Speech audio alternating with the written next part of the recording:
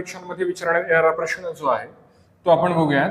गव्हाचा भाव जो आहे तो 20 रुपये प्रति किलो आहे. त्यावरून त्यांनी 25 रुपये प्रति किलो केलाय.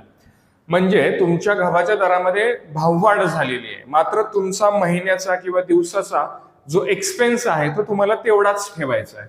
म्हणजे हा दर वाढल्यानंतर खर्च तेवढाच ठेवण्यासाठी गव्हाचा वापर किती टक्के कमी करावा लागेल. कारण की तुम्हाला जर अगोदर जेवढे तुम्ही पैसे खर्च करत होता गव्हावरती तेवढेच तुम्हाला आता पैसे खर्च करायचे असतील तर तुम्हाला त्या गव्हाचा वापर कमी करावा लागेल. तो किती टक्क्याने कमी करायला विचारलाय. तर इथं लक्षात घ्या, अगदी सोपी ट्रिक आहे. अगोदरचा दर 20 रुपये आहे, आत्ताचा दर तो 25 रुपये झालेला आहे. काय करायचं, एवढंच करायचं, या 25 ला इकडे आणा, या 20 ला इकडे न्या.